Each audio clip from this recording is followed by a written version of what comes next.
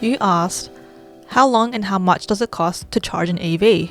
As electric vehicles evolve, more and more manufacturers add electric cars to their standard model offering, but the size of batteries and driving range really varies from model to model. There is no standard hourly number that I can throw at you that it'll take to charge a battery for an electric vehicle, because on different models, different things, a bit like a petrol cars, different size tanks. Currently in Australia, there are a number of different manufacturers offering electric vehicles. Each of these manufacturers and their brands claim to have different charging times, which is mainly due to the difference in their battery size and the type of charger that's being used. There are three main type of chargers available to charge your electric car. So the first one is you go home, you plug it into a normal power point, and that's a very slow charge, and you literally wait the whole night to charge.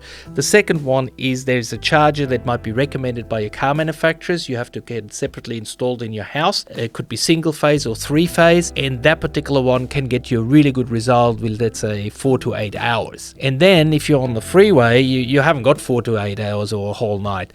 You can use what's called a DC rapid charger. It gets you quite a few hundred of kilometers. So the DC rapid charger is also heating the battery up more than the other two. So there are some discussions if that actually long term will cause some issues with the long life of the battery. And that's because EV batteries are not getting that hot in a slower charge environment. For example, Tesla advises that the charge time where a standard car charger can be between as short as 1 hour to top up the battery, and as long as a whole day for a trickle charge when the battery was discharged significantly. So that's what Tesla tells you. Now the Nissan Leaf, as it's a relatively light electric vehicle with a smaller EV battery to be charged, is obviously potentially offering you shorter charging time because you have a smaller battery.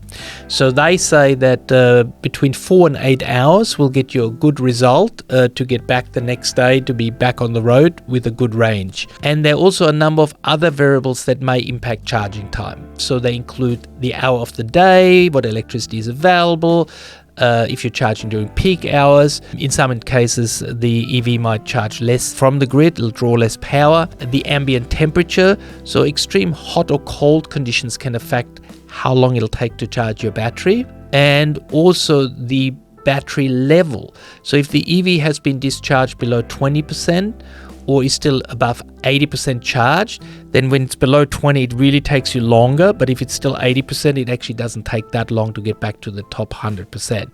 So that also has an effect on the time. When you start learning a bit about electric vehicles, you really find out that there are a few haves and have-nots that you have to really pick up and learn, because it's not just all straightforward. The number of electric vehicles on a public DC rapid charging station might have an effect, because the more vehicles charge all at the same time would actually mean that power available to charge your car is reduced. Somebody might also say, well, okay, so what does it cost me to drive? Many manufacturers say that it's between 10 and 18 kilowatt hours that it takes you to travel 100k. Now, if you get that electricity out of your own solar system, you literally pay nothing.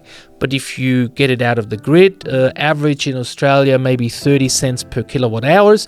So you're looking between $3 and close to $6 for 100k, which is obviously even less than half of what would a petrol car cost. So EVs at this point in time, definitely a cost advantage when it comes to filling up the tank. Now, the other benefit, of course, is that the CO2 footprint of the use of the electric car is quite significantly lower as long as you use renewable energy. Now, should you consider purchasing an EV charger or batteries or solar system, and you want to find out more about the whole EV technology, then we recommend engaging with a qualified local supplier of EV chargers and installers to provide you with all that extensive expert advice.